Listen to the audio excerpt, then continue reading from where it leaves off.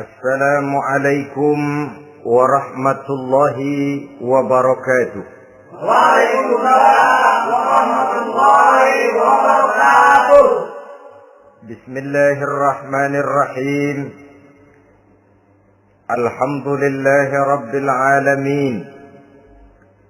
Wassalatu wassalamu ala ashrafil mursalin, imamil muttaqin, sayyidil ghurril muhajjalin, wa ala alihi wa ashabihil mujahidin at-tahirin, amma ba'du.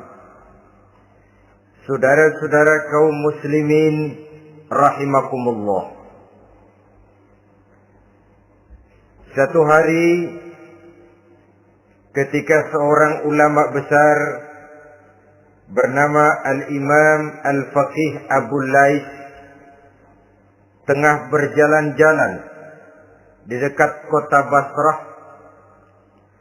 berkelumpulah sekelompok orang di dekat beliau. Mereka datang mengajukan satu pertanyaan. Imam, kami ingin bertanya.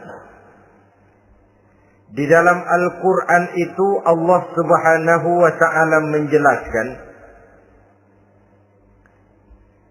Ud'uni astajib lakum. Berdoalah kepadaku, aku akan jawab doamu. Mintalah kepadaku, aku kabulkan permintaanmu. Itu dan begitu janji Allah di dalam Al-Quran. Kami, kata orang-orang tadi, sudah lama berdoa kepada Allah. Tapi kenapa sampai sekarang doa kami ini belum dikabulkan? Katanya, ud'uni astajib lakum. Kalau kamu berdoa, aku jawab, aku penuhi, aku kabulkan doamu. Itu janji Allah. Kami sudah lama berdoa pagi, sore, siang, malam.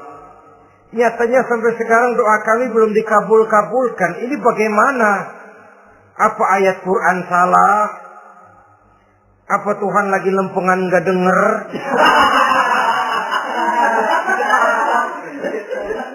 Apa doa kami yang terbalik? Kelihatannya sepele saja ini. Doa tidak didengar oleh Allah. Permohonan tidak dijawab, tidak dikabulkan oleh Allah. Tapi sebenarnya kalau kita mau merenung, kemalangan apa yang paling besar dalam kehidupan ini? Selain daripada kalau permohonan dan doa kita sudah tidak dihiraukan oleh Allah. Artinya hidup sudah tidak diopeni oleh Allah. Jangankan Allah, saudara-saudara. Kita nggak diopeni sama mertua saja bingung.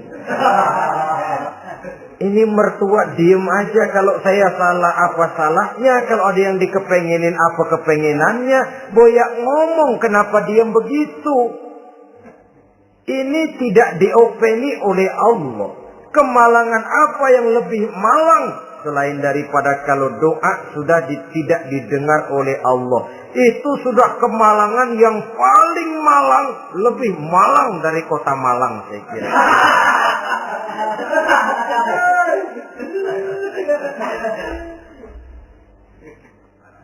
Menghadapi pertanyaan ini, Imam Al-Faqih Abu Lais senyum. Lalu beliau berkata, tuan-tuan, tahu kenapa doa tuan-tuan tidak dijawab? Permohonan tidak dikabulkan? Allah sudah tidak memperdulikan tuan-tuan ini? Kami tidak tahu, Imam, maka kami bertanya. Begini, hati tuan-tuan itu mati. Dari hati yang mati, channel tidak nyambung kepada Allah. Dari channel yang putus tidak ada getaran strom. Bagaimana akan timbul gejala? Hatimu mati, jadi pantas kalau doa tidak dikabulkan, permohonan tidak dipenuhi, doa tidak terjawab, hatimu mati. Saudara-saudara kaum muslimin, dari hati yang mati ini, getaran tidak akan sampai ke hadratullah azza wa jalla. Nah, ini juga satu penyakit yang kita sangat khawatirkan, yaitu apabila hati kita sudah mati selagi jasad masih hidup. Artinya, jadilah kita bangkai berjalan di hadapan Allah Subhanahu wa ta'ala. Sementara kita sangat disibukkan dengan menggali berbagai macam jenis obat penangkal penyakit zahir. Dan kita kurang perhatian untuk mencari obat penangkal penyakit batin yang kalau diserang penyakitnya menghancurkan kehidupan abadi di akhirat nanti. Perkembangan ilmu kedokteran nyata benar diikuti dengan perkembangan jenis-jenis penyakit. Makin maju ilmu kedokteran, makin modern penyakit. Ngerti juga rupanya itu penyakit. Dulu kita tidak kenal yang namanya AIDS. Kita tidak tahu yang namanya liver. Kita tidak kenal yang namanya stres. Paling yang banyak Zika, masuk angin, dan sebagainya. Tapi baiklah, penyakit-penyakit batin yang menyebabkan hati menjadi mati, dan dari hati yang mati, doa tidak naik, tidak didengarkan oleh Allah Subhanahu wa ta'ala. Nah, kata orang-orang tadi, yang menyebabkan hati kami mati ini apa, Imam? Beliau menjawab, pertama, araftumullaha wa lam tu'tuhu haqqahu. Yang menyebabkan hatimu jadi mati, pertama, kamu kenal benar kepada Allah, tapi haknya untuk disembah, kewajibanmu untuk menyembah, tidak pernah kamu laksanakan. Bagaimana Allah tidak akan jauh dari kita kalau kita tidak akan mengadakan pendekatan kepadanya? Dan pendekatan kepada Allah hanya bisa kita tempuh melalui jalur kegiatan ritual ibadah. Allah akan terlalu jauh apabila kita hanya membicarakannya lewat filsafat dan renungan yang mendalam. Tapi Allah akan dekat dan terasa hadir dalam hidup apabila kita dekati ia dengan pelaksanaan ibadah kepadanya. Kamu kenal Allah, tapi hakmu untuk menyembah, kewajibanmu untuk menyembah, haknya untuk disembah, tidak pernah kamu laksanakan. Kalau soal Allah, kita kenal bukan main. Bahkan tidak hanya kita mengajarkan kenal juga kepada anak-anak kita. Kalau ditanya siapa pencipta matahari, bulan, dan bintang? Allah. Siapa pencipta lautan, gunung, hutan belantara, dan sungai-sungai? Allah. Siapa pencipta bumi, matahari, dan sebagainya? Allah. Sembahyang apa enggak? Bagaimana nanti?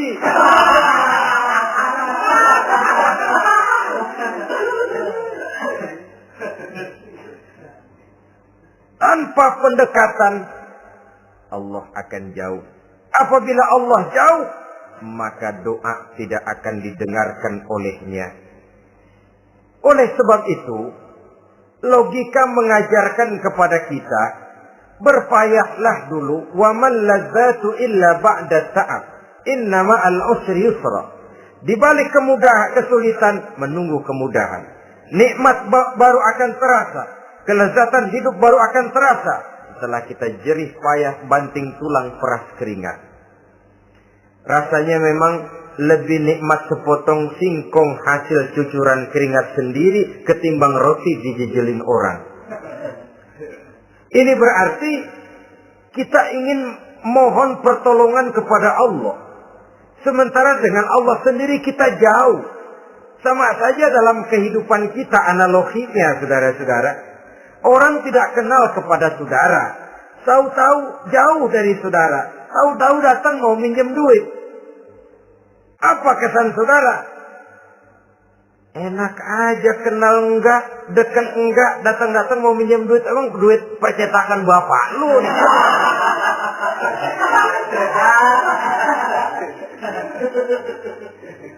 Sedangkan yang kita kenal, sedangkan yang kita bertemu tiap hari, Sedangkan yang sering datang ke tempat kita, kalau satu saat dia pinjam duit, toh kita kadang-kadang masih mikir.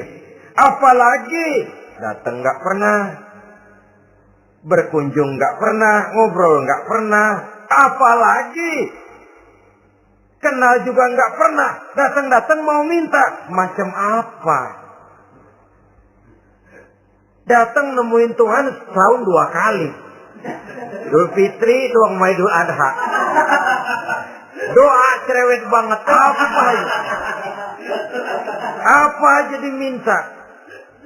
Saudara hadirin, bagaimana doa akan kabul, permohonan akan dijawab. Jikalau kita jauh dari Allah, kita kenal Allah, haknya untuk disembah, kewajibannya untuk menyembah, tidak pernah kita laksanakan. Itu yang menyebabkan hati kita lalu menjadi mati. Padahal mengenal Allah, setelah mengenalnya, mengadakan pendekatan kepadanya melalui ritual ibadah yang dicontohkan oleh Rasulullah Sallallahu Alaihi Wasallam. Ini hal pertama yang menyebabkan hati jadi mati. Kamu terlalu kenal Allah, tapi tidak pernah menyembah kepadanya. Sama aja orang kerja kagak, habis bulan mau minta gaji. Kita jitak kepalanya. Macam apa?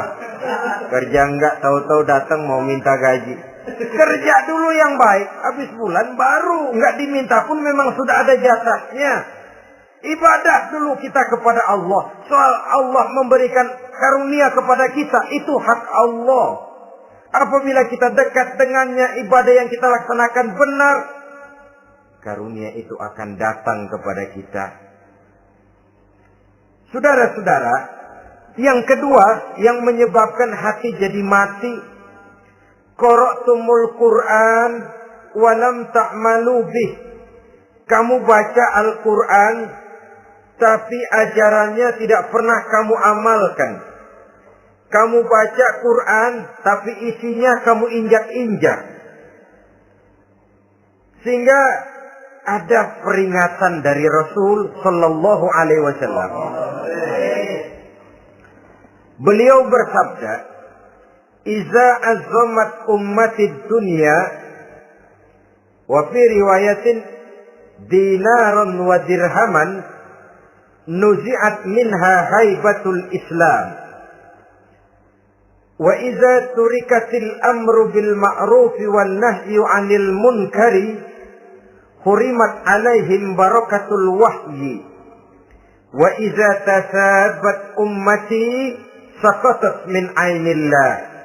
3 peringatan keras, tapi yang merupakan gejala penyakit kita umat Islam diperingatkan oleh Nabi kita. Pertama, iza azzamat ummatid dunya. Apabila umatku telah terlalu mengagung-agungkan dunia. Apabila umatku telah jatuh menjadi umat yang materialistis. Segalanya diukur dari sudut keduniaan saja. Nuzi'at minha haibatul Islam. Maka akan dicabutlah dari mereka kehebatan agama Islam. Hilang kehebatan Islam apabila kita jatuh menjadi umat pengagung dunia, penyembah materi. Nilai kita, keberadaan kita tidak dihargai orang lain. Orang memandang kita remeh saja. Orang Islam gak ada apa-apanya, bayar aja. Bisa dibeli, bisa diatur, bisa dikerjain, garap saja. Nuzi'at minha haibatul Islam, hilang dari mereka kehebatan Islam ini. Kenapa? Mereka telah mengagungkan dunia dan menjadikannya sebagai tujuan. Padahal dunia cuma alat, materi cuma alat, harta cuma alat. Yang kedua, wa iza turikatil amru bil ma'rufi wan nahyu 'anil munkari hurimat 'alaihim barakatul wahyi. Apabila telah ditinggalkan amar ma'ruf dan nahi munkar, maka hilanglah keberkahan wahyu. Ini yang ada hubungannya dengan masalah kita. Kita baca Quran, kita tidak amalkan isinya. Bagaimana hati tidak jadi mati? Amar ma'ruf dan nahi munkar ditinggalkan orang, hilang keberkahan wahyu. Pada saat itu boleh jadi Quran ada, tapi cuma tinggal tulisan saja. Islam ada, cuma tinggal sekedar nama saja. Diseminarkan, disimposiumkan, dimuktamarkan, tapi tidak dijabarkan dalam kehidupan sehari-hari. Apabila amar ma'ruf dan nahi munkar telah ditinggalkan orang, hilang keberkahan Quran. Akibatnya apa? Apabila amar ma'ruf tidak lagi digalakkan orang, nahi munkar tidak dilaksanakan orang, lalu orang menilai sesuatu menurut seleranya sendiri. Mana yang ma'ruf, mana yang munkar, tidak ada lagi patokan utama. Kalau baik kata otaknya, dia kerjakan. Tidak baik menurut otaknya, dia tinggalkan. Agamanya adalah otak, berhalanya adalah akal. Akhirnya umat kehilangan pedoman. Tidak lagi jelas mana batas yang ma'ruf, mana batas yang munkar. Dalam kondisi sedemikian, akhirnya akan terjadi penjungkiran nilai. Paling celaka nantinya, yang ma'ruf malah dianggap munkar, yang munkar malah menjadi ma'ruf. Peringatan ketiga dari Nabi, wa iza tasabat ummati saqatat min ainillah. Apabila umatku sudah saling berbantahan, apabila umatku sudah saling caci memaki, saqatat min ainillah, jatuhlah mereka dalam pandangan Allah Subhanahu wa taala. Hilang wibawa umat yang sudah saling mencaci maki, saling menjatuhkan, saling gasak, gesek, gosok. Justru agama menganjurkan kita ini saling asah, asih, asuh. Kadang yang kita praktekkan, kita ini saling gasak. Yang kedua, saling gesek. Yang ketiga, saling gosok. Gasak, gesek, gosok. Kacau kita ini. Saling gasak, menjegal kawan seiring, menggunting dalam lipatan. Saling gosok, fitnah sana, fitnah sini. Saling gesek, sikut kiri, sikut kanan. Tidak perlu orang lain luka dan sebagainya. Yang penting dia bisa nangkring. Jatuh kita dalam pandangan Allah apabila umat sudah saling mencaci maki. Maka kita kembali kepada persoalan. Hal kedua yang menyebabkan hati jadi mati, qara'tumul Qur'an wa lam ta'malu bih. Kita baca Al-Quran, tapi ajarannya nyaris tidak kita amalkan di dalam kehidupan kita. Akibatnya hati lalu jadi mati. Itu yang kedua. Yang ketiga, yang menyebabkan hati jadi mati dan doa tidak terjawab, idda'aitum annakum min ummati Muhammadin sallallahu alaihi wasallam wa lam ta'malu bi sunnatihi. Kamu mengaku, kamu memproklamirkan diri sebagai umatnya Nabi Muhammad, tapi sunnahnya tidak pernah kamu amalkan. Malahan perkembangan paling akhir, bukan saja tidak mau mengamalkan sunnah, malah mengingkari sunnah. Inna lillahi wa inna ilaihi raji'un. Oh, Nabi Muhammad itu manusia biasa seperti kita. Sebagai manusia dia bisa salah. Dan ternyata hadis banyak yang palsu. Yang otentik cuma Quran.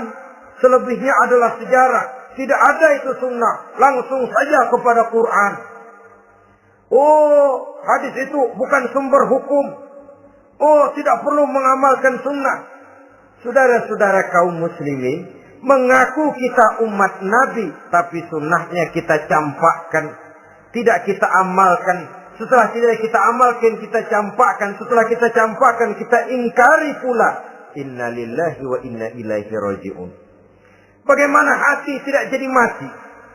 Kalau siang malam kita memproklamirkan diri sebagai umat Nabi Muhammad, sementara sunnahnya kita campakkan, kita abaikan, dan kita ingkari dia, sunnah itu.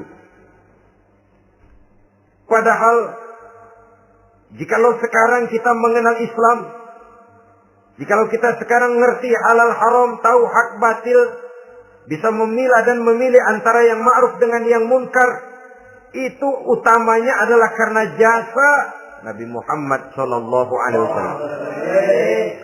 Yang dari generasi ke generasi dilanjutkan oleh para sahabat, oleh tabi'in, oleh tabi'in, terus oleh para ulama-ulama sampai kepada kita sekarang ini. Walaupun beliau hanya berfungsi sebagai penyampai, tapi kepribadiannya dijadikan model oleh Allah Subhanahu wa taala di dalam kita melaksanakan kehidupan beragama.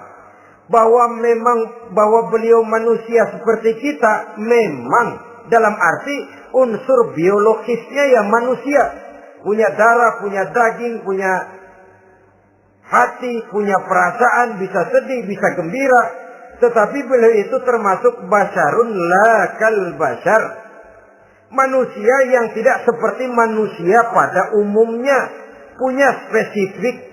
Dan itu wajar sebagai seorang Rasul pilihan Allah, apalagi merupakan Rasul pilihan dari sekian puluh pilihan.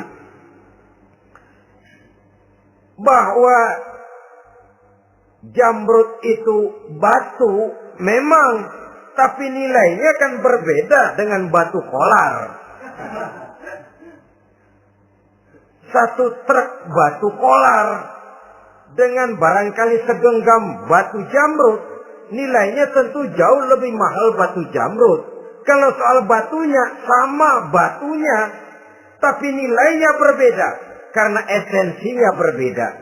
Kita manusia, Nabi Muhammad juga manusia, sama manusianya memang, tapi kualitasnya, nilainya tentu jauh panggang daripada api. Itu sebabnya Allah menjadikan beliau sebagai model. Laqad kana lakum fi Rasulillahi uswatun hasanah. Di dalam diri Rasul itu terdapat contoh teladan yang sangat baik bagi kita. Oleh karenanya, pada pertemuan kali ini, apabila kita konsekuen mengaku umat Nabi Muhammad, marilah konsekuen juga menegakkan sunnahnya. 3. Yang keempat, yang menyebabkan hati jadi mati dan doa tidak terjawab, akaltum ni'mata rabbikum walam tashkurulah. Tiap hari kamu makan nikmat Tuhanmu, tapi kamu tidak pernah mau bersyukur kepadanya, kepada Allah Subhanahu wa ta'ala. Nikmat Tuhan kita doyan banget. Tidak pernah sehari dan sesaat pun terlepas diri dan hidup ini dari nikmat-nikmat yang diberikan Allah.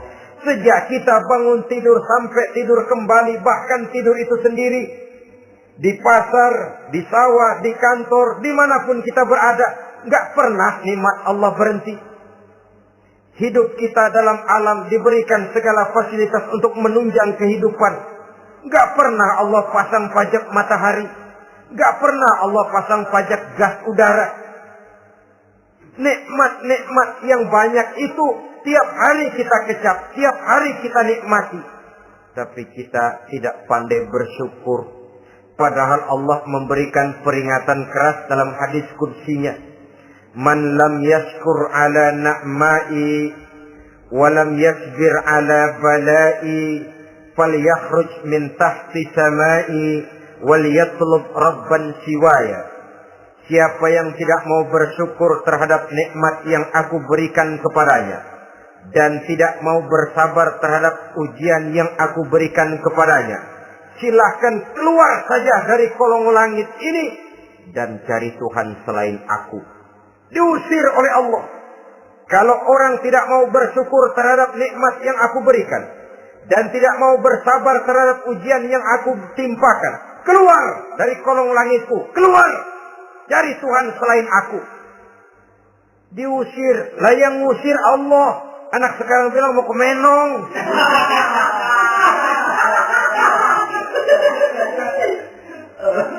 Kalau diusir kita dari Jakarta, masih bisa pindah ke Bandung. Diusir kita dari Bandung, bisa pindah ke Jogja, Solo. Diusir kita dari Indonesia, bisa pindah ke Singapura, Malaysia.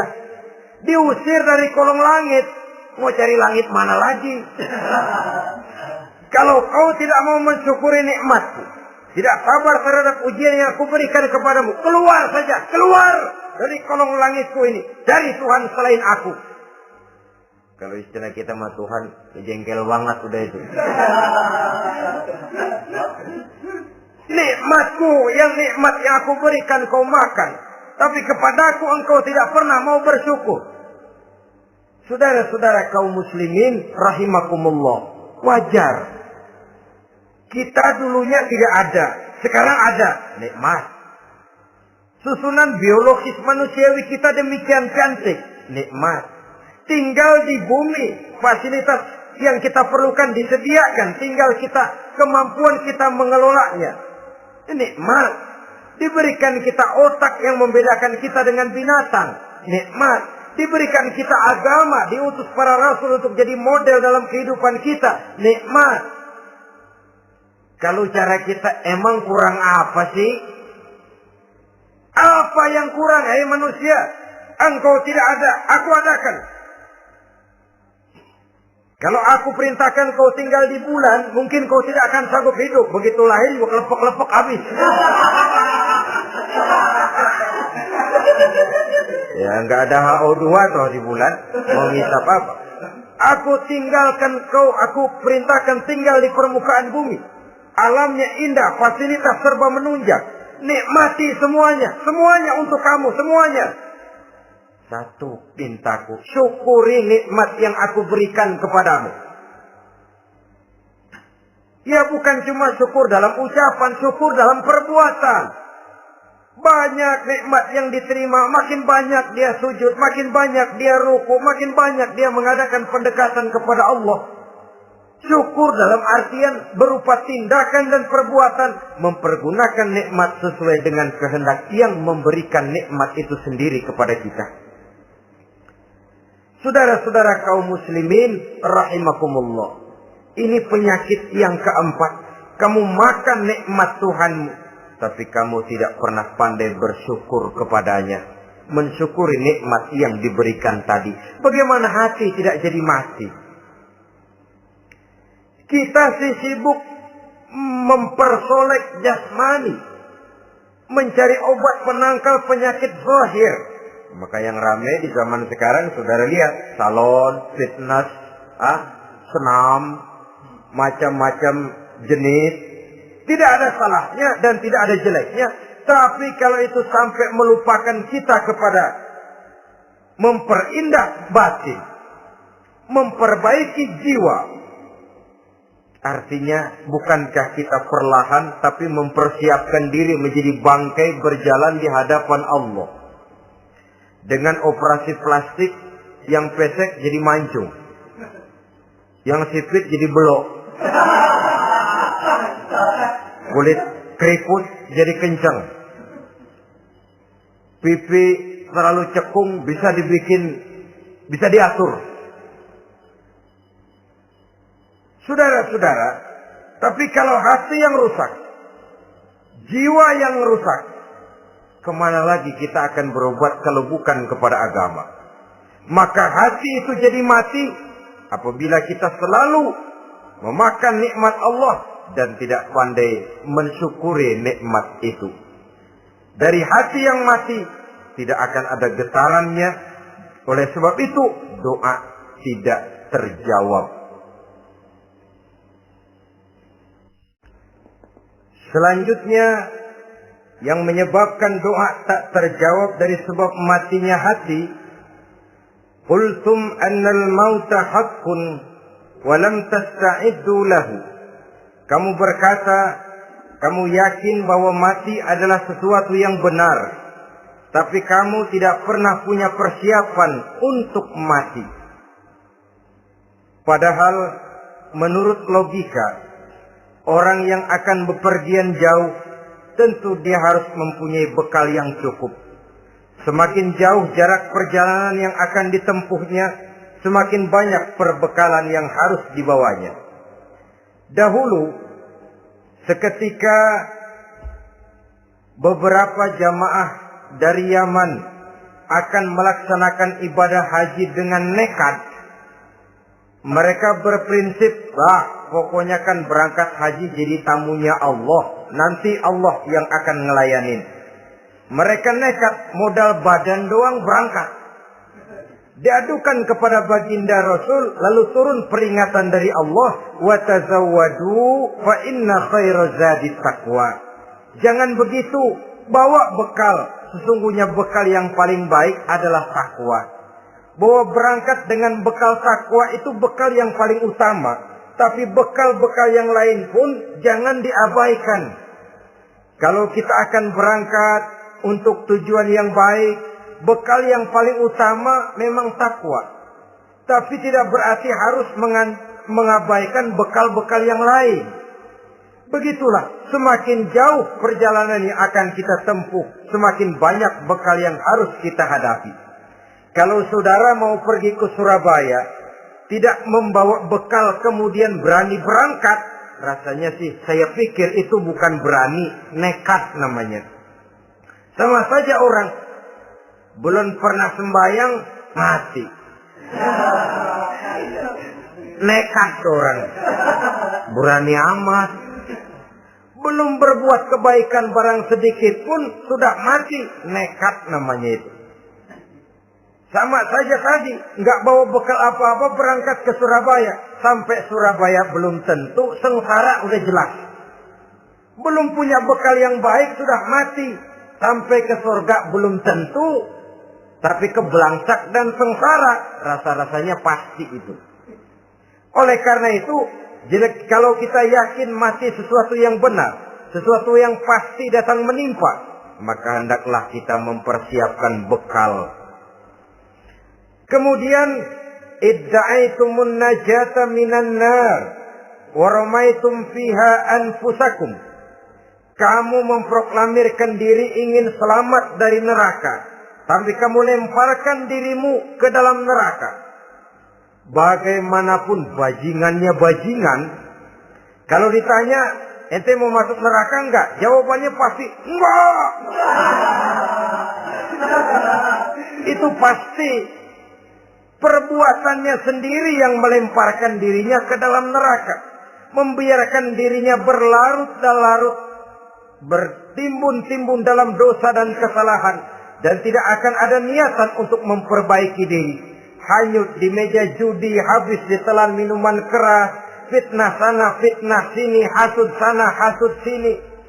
Padahal mulutnya ingin selamat dari neraka, perbuatannya malah melemparkan dirinya ke dalam api neraka. Tidak ada orang yang lebih sayang kepada diri kita selain kita sendiri. Dan menyayangi diri itu tidak cuma dengan memandikannya sehari 3 kali, memakaikannya parfum dengan segala macam merek, memakai sabun yang wangi-wangi, minyak yang harum-harum. Lebih daripada itu, jaga dan sayangi diri. Jangan jatuhkan dia ke dalam perbuatan-perbuatan yang bisa menjerumuskan diri itu ke dalam neraka. Kemudian disambung oleh Imam Al-Faqih Abu Lais yang menyebabkan doa tidak terjawab karena hati mati. Idda'aitum dukhulal jannah walam ta'malu laha. Kamu ingin masuk surga, tapi kamu berat mengamalkan perbuatan yang bisa menyampaikan kamu ke surga. Semua kita kalau ditanya, mau masuk surga? Mau. Tapi jarang yang berlomba melakukan perbuatan-perbuatan yang bisa menyampaikan kita ke surga. Kemudian yang terakhir kata Imam Al-Faqih Abu Lais, dafantum mautakum walam ta'tabiru laha. Kamu menguburkan orang yang mati di antara kamu, tapi kamu tidak bisa mengambil iktibar, tidak bisa mengambil pelajaran dari mayit yang jenazah yang kau kuburkan itu. Mestinya kan nguburin orang tuh membuat sadar. Iya, kalau sekarang saya baringkan di liang lahat, menghadap ke arah kiblat, bantalnya tanah, setelah itu ditutup dengan papan, lalu ditimbun dengan tanah. Iya, sekarang giliran saya, entah besok, lusa, bulan depan, tahun depan, tapi pasti mengubur mayat, mengubur jenazah, tapi tidak bisa mengambil iktibar dari yang dilaksanakannya itu. Ini merupakan penyakit-penyakit batin yang merupakan handicap, yang menimbulkan jarak antara kita dengan Allah Subhanahu wa ta'ala. Pantas kalau itu semua ada pada diri kita, hati jadi mati. Dari hati yang mati, doa tidak akan tembus. kita tidak lagi akan diperdulikan oleh Allah Subhanahu wa taala. Dan itu sekali lagi kemalangan yang terbesar dalam kehidupan kita.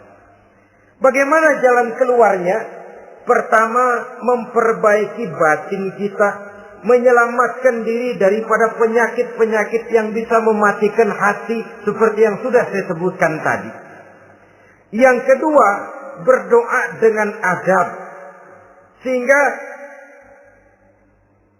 tata cara di dalam kita bermohon kepada Allah Subhanahu wa taala dibicarakan secara khusus oleh Al-Imamul Ghazali dalam kitab Ihya beliau yang disebut adabud doa. Adab di dalam kita melaksanakan doa kepada Allah Subhanahu wa taala. Setelah batin ini bersih dari penyakit-penyakit hati yang bisa menyebabkan hati jadi mati, berdoalah kita kepada Allah. Bagaimana adabnya? Kata Imamul Ghazali rahimahullah, yang pertama hendaklah ia di dalam berdoa itu memilih waktu yang mulia. Minal awqatis syarifah, kata beliau. Memilih waktu-waktu yang punya nilai mulia. Ramadan dalam 1 tahun,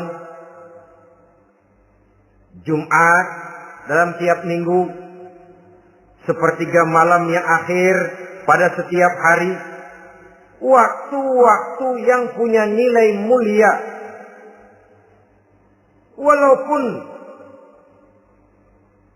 misalnya saudara berdoa pada hari Kamis, tidak ada halangannya Allah mau kabulkan. Ini tidak berarti bahwa kalau sudah berdoa hari Jumat lalu hari Kamis tidak mau berdoa, tidak. Lebih memilih mengintai waktu-waktu yang punya nilai mulia. Lailatul Qadar sekali dalam setahun. Waktu-waktu yang punya nilai mulia. Logikanya begini, saudara-saudara. Kalau kita datang ke rumah seseorang, tujuan utama kita minjem duit, yang paling pertama kita perhitungkan tanggal berapa nih? Kan itu toh. Tanggal berapa? Kalau tanggal 21 minjem duit, orang lagi ngap-ngapan. Boro-boro dia bisa minjemin, dia sendiri mungkin lagi pusing. Kita lebih dulu kita amatin tanggal berapa nih? Yang enak sore apa siang? Jam 2. Jam 2 dia baru pulang dari kantor, tapi giliran tidur. Kalau dia tidur dibangunin datang mau minjem duit, kagak dimaki-maki juga kebagusan deh. Kan kita lihat waktunya, timingnya kata orang sekarang. Tanggal berapa, sore apa malam, apalagi gulam apa terang bulan. Itu semua sudah kita atur sedemikian rupa. Memilih waktu. Yang kedua kata Imamul Ghazali, memilih keadaan yang istimewa. Kalau tadi soal waktu, yang kedua soal keadaan. Ada situasi-situasi di mana doa itu diijabah oleh Allah Subhanahu wa taala. Di antaranya kata Imam Abi Hurairah, "Inda zahfi sufuf fi sabilillah." Pada waktu mengatur barisan perang membela agama, di situ doa kabul. Inda nuzulil ghais, ketika turun gerimis, di situ doa makbul. Inda iqamis shalah, ketika salat mau didirikan, riwayat lain, bainal azan wal iqamah, antara azan dan qomat, di situ doa makbul. Itu memilih keadaan-keadaan. Kemudian yang ketiga, kata beliau, berdoa menghadap kiblat. Ya, apa kalau doa madhab mudik Tuhan gak tahu? Tahu. Tuhan gak dengar? Dengar. Cuma lebih etis. Lebih etis kalau kita berdoa menghadap ke arah kiblat. Saudara-saudara kaum muslimin rahimakumullah. Yang keempat, hifdzus shaut, menyederhanakan suara. Tidak terlalu keras, juga tidak terdengar orang lain, apalagi kalau doa kita diaminkan oleh orang lain. Tidak usah terlalu keras. Kenapa? Karena Allah yang kita meminta kepadanya bukan zat yang tuli, bukan zat yang buta, bukan zat yang tidak dengar, bahkan dia maha dengar. Juga tidak terlalu seperti orang berbisik-bisik, apalagi kalau doanya doa bersama-sama. Tapi kadang-kadang terdorong oleh husnuzon dari para makmum saja. Tidak peduli apa yang dibaca oleh imam, yang kedengaran cuma amin aja gerengan. Amin, amin, amin, amin, amin, amin.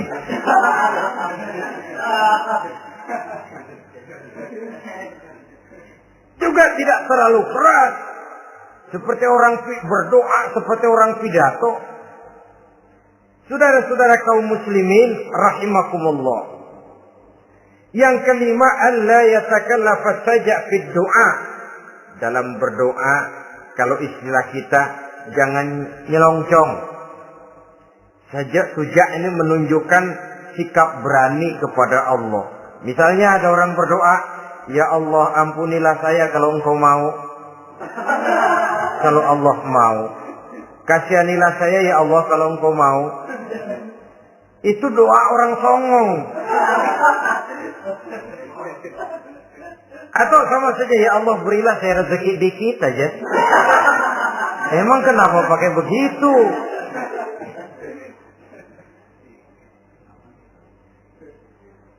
Allah yatakallafa saja fi doa. Yang keenam kata Imamul Ghazali, at-tadarru' wal khusyu'.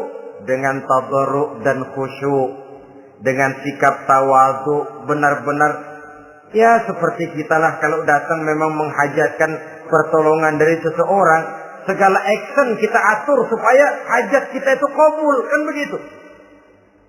Kadang-kadang istilah orang kalau perlu ngesor mah ngesor lah, yang penting permintaan dikabulkan, gitu saja.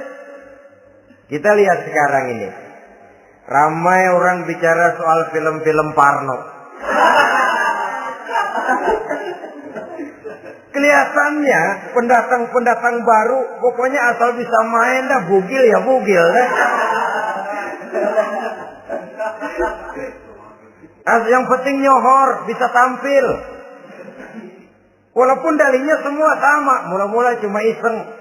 Adegan panas bagaimana? Kalau tuntutan skenario apa boleh buat? Apa boleh buat? Emang nggak bisa milih. Setelah film beredar baru saya juga jijik lihat, tadi kemana waktu gini? Udah jadi baru jijik, bikinnya merem memang itu.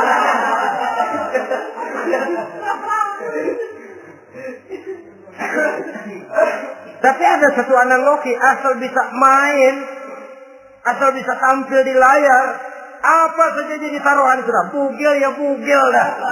Gak soal dah. Pokoknya bisa main, tampil, nyohor. Masuk koran. Udah seperti kata-kata orang Arab. Bul ala zamzam fatu'raf. Kalau pengen terkenal, kencingin sumur zamzam. Artinya apa? Bikin yang aneh-aneh. Yang orang gak kerjain, ntar ngetop. Yang ngetop lempengan jeleknya. Sumur zamzam dikencingin, kan nyohor itu. Sedunia orang kenal. Kenapa? Gila. Saudara-saudara kaum muslimin rahimakumullah. Sangat kita sayangkan kalau lalu orang berlomba-lomba dengan cuma modal paha mulus, wajah cantik, dia mauin apa saja mau lalu bisa tampil. Akibatnya yang jadi korban adalah anak-anak kita. Disuguhi tontonan-tontonan yang meracuni jiwa mereka. Walaupun akibatnya barangkali ya lain seperti band orkes dengan film memang akibatnya tidak langsung ya. Kalau band orkes akibatnya langsung, dia bisa berantem di tempat lokasi. Film orang nonton tahu dia di tempat itu, bukan di tempat itu dia praktek, pulang jadi pikiran dia. Tadi serem ya. Ntar kalau ada kesempatan kita praktek. Ikan. Ngancemnya itu yang gak enak. Tapi yang saya analogkan dengan persoalan kita, tingkah pola artis apapun dilakukan asal bisa main. Nah itu tuh. Asal dapat kesempatan acting. Dalihnya ya tuntutan skenario lah. iseng lah, macam-macam lah. Tapi yang jelas, satu target, saya harus dapat kesempatan main. Untuk sampai ke situ, cara apa saja harus saya tempuh. Tidak peduli harus menginjak-injak norma dan budaya bangsa yang luhur. Tidak peduli harus bertentangan dengan kaidah agama. Tidak peduli hasilnya meracuni umat masyarakat, terutama generasi muda. Yang penting kan ngetop. Saudara-saudara, baiklah ya, itu soal lain. Tapi soal kita ialah at-tadarru wal khusyu'. Bermohon kepada Allah dengan tadarru, khusyuk dan tawadhu. Seperti kalau kita mau bermohon kepada seseorang, kita malah merendahkan diri. Pak, saya memang orang gak mampu, Pak. Utang saya udah selebar kampung, Pak. Anak udah 16 seperempat. Apa saja kita meratap, menghibah, mengeluh, merintih. Ujungnya kan, yang penting gue minjem duit dapat dah. Apa yang diomongin, pokoknya pulang bawa duit, itu saja. Itu strategi manusiawi. Kalau ini kita adakan konteks, oh iya, kepada Allah lebih lagi kita tadarru, khusyuk, tawadhu. Doa dengan tawadhu, sebab kita akan bermohon kepada yang serba maha. Menghadap ke arah kiblat, duduk bertafakur dengan khusyuk, tawadhu. Jangan doa sembari tolak pinggang.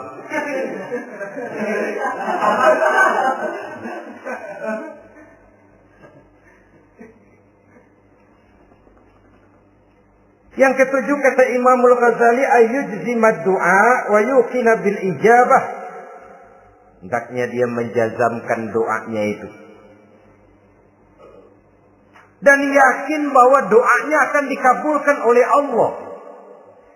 Sebab kata Nabi, innallaha la yaqbalu du'aan min qalbin ghafilin lahin. Allah subhanahu wa ta'ala tidak akan menerima doa dari hati yang lalai dan main-main. Doa ke orang ugah-ugahan.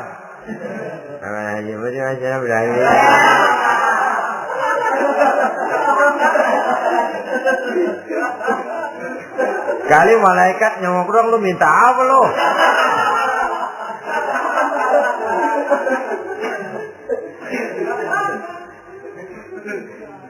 Seperti tadi itu, kita datang mau minjem duit sama orang, ngomongnya ugah-ugahan. Pinjam duit dikasih syukur enggak, ya udah. Ya enggak lah, enggak dikasih sudah. Kenapa? Mintanya begitu. Enggak serius. Dan enggak yakin bahwa doanya akan dikabulkan. Kalau kita sudah punya keyakinan, jangan-jangan doa saya enggak diterima Allah. Enggak. Kata Allah, ana inda dhanni abdi bi. Aku sih bagaimana menurut sangka hambaku kepadaku saja. Kalau sangkanya baik, aku baik. Kalau sangkanya doanya dikabulkan, aku kabulkan. So itu doa harus dengan pasti. Dan harus dengan yakin doa itu akan dikabulkan. Dan meluruskan harapan. Membenarkan cita-cita. Meluruskan maksud apabila doa itu dikabulkan oleh Allah subhanahu wa ta'ala. Saudara-saudara, oleh karenanya jangan doa setengah hati. Jangan berdoa sambil main-main. Apalagi menghadap kiblat dengan dua tangan terangkat sebagaimana dicontohkan oleh Rasulullah sallallahu alaihi wasallam. Bahwa berdoa tanpa mengangkat kedua tangan pun Allah tahu. Allah dengar. Tapi kelihatannya kurang serius. Seolah-olah terserah deh Tuhan, mau dikasih ya kasih, enggak ya udah. Seolah-olah kita tidak serius dalam berdoa. Kemudian yang berikutnya kata Imamul Ghazali, ayyaftatahad du'a bi zikrillah fala yabda'u bi su'al. Hendaknya dia mulai berdoa itu dengan menyebut nama Allah, berzikir kepada Allah, fala yabda'u bi su'al, jangan langsung memulai dengan permintaan. Ini tata krama etisnya. Sama juga orang kirim surat, salam sejahtera kami haturkan. Padahal enggak ada itu juga enggak apa-apa. Itu kan maksud mukaddimah saja. Besar harapan kami semoga Bapak dan keluarga di sini pun berada dalam keadaan sehat walafiat. Selanjutnya kami telah dengar dari berbagai teman tentang kedermawanan Bapak, tentang bantuan Bapak di berbagai bidang yang menyangkut sosial pendidikan. Sehubungan dengan itu maka kami bermaksud mengajukan permohonan. Baru masuk. Itu mah 15 kalimat kesonoin. Urusan lain. Intinya sehubungan dengan itu kami bermaksud memohon kepada Bapak. Kita mulai. Salam sejahtera kami haturkan, bersama ini pula kami macam-macam lah. Sama juga seperti tadi itu. Kita datang mau minjem duit. Datang karena kita tahu datang habis bulan. Malam terang bulan. Udaranya sejuk. Ngobrol lah kita. Dapat teh. Apa kabar Pak? Baik. Aduh Bapak sih, untung dah Pak. Kayak pemurah lagi. Saya tahu Bapak banyak nyumbang di mana-mana. Di Angon aja tuh orang di Angon.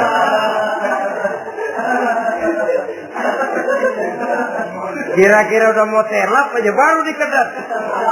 Ngomong-ngomong Pak, nah mulai nih kalau udah ngomong dah tuh mulai. Baru masuk. Jadi etisnya berdoa itu dimulai dengan zikrullah. Karena itu umumnya dimulai dengan Alhamdulillahirabbil alamin. Kita puji dulu Allah. Alhamdulillahirabbil alamin hamdan yuwafi ni'amahu wa yukafi'u mazidah. Kita puji dulu Allah. Seperti orang tadi lah. Kita puji dulu kebaikannya. Walaupun pada akhirnya kita minjem duitnya. Sebenarnya Allah nggak perlu dipuji toh. Dipuji atau tidak Allah tetap termulia. Ini etis manusia. Allah tidak berharap untuk dipuji oleh manusia. Allah tidak untung seluruh alam memujinya. Manusia mau memuji atau tidak itu urusan manusia sendiri. Allah tidak minta untuk dipuji. Allah juga tidak gila kepada pujian. Kalau kita memulai doa dengan pujian, etis kita kepada Allah Subhanahu wa taala di dalam kita bermohon kepadanya. Saudara-saudara kaum muslimin rahimakumullah. Kemudian menyesuaikan doa dengan kondisi. Ini termasuk syarat batin ya, taubat, waraddul mazalim kata Imam Ghazali, menolak segala macam kezaliman. Artinya kalau berdoa itu tahu diri. Kalau gaji kita sebulan 700 atau 800, 900 ribu, berdoa minta rezeki 1 juta, itu tahu diri namanya. Kan cuma kurang 100 ribu. Ya, kalau kerja kagak, minta gajian 1 juta. Pengen doa dikabulkan, rasanya secara etis nggak tahu diri orang berdoa seperti itu. Orang datang mau minta duit, mau pinjam duit kepada kita. Kan kita lihat. Kira-kira mampu ngembaliin nggak nih orang. Kita lihat, kita evaluasi kemungkinannya. Lalu si yang minjem tentu tahu diri. Kalau memang kekuatannya ngembaliin. Tidak seperti kekuatannya mulangin. Hendaknya dia timbang rasa. Begitu juga kepada kita etisnya kepada Allah Subhanahu wa ta'ala. Tahu diri, menyesuaikan doa dengan keadaan. Kalau tidak ada gap terlalu jauh panggang daripada api, nanti nasibnya bagai si pungguk merindukan bulan. Apabila adab-adab di dalam berdoa ini kita perhatikan, sejak dia dari adab yang zahir sampai kepada adab yang batin, kemudian penyakit-penyakit yang membuat hati itu jadi mati, maka insya Allah doa kita dijabah oleh Allah Subhanahu wa ta'ala. Dalam Al-Baqarah ayat 186, Allah Subhanahu wa ta'ala menjelaskan, wa iza sa'alaka ibadi anni fa inni qarib ujibu da'watad da'i iza da'ani falyastajibu li wal yu'minu bi la'allahum yarshudun. Apabila hambaku bertanya kepadamu Muhammad tentang aku, kata Allah, fa inni qarib, katakan kepadanya, aku dekat sekali dengan mereka. Ujibu da'watad da'i iza da'ani, aku akan jawab aku kabulkan permohonan orang-orang yang berdoa kepadaku. Falyastajibuli wal yu'minu bi, maka hendaknya mereka juga menjawab panggilanku atas dasar iman kepadaku.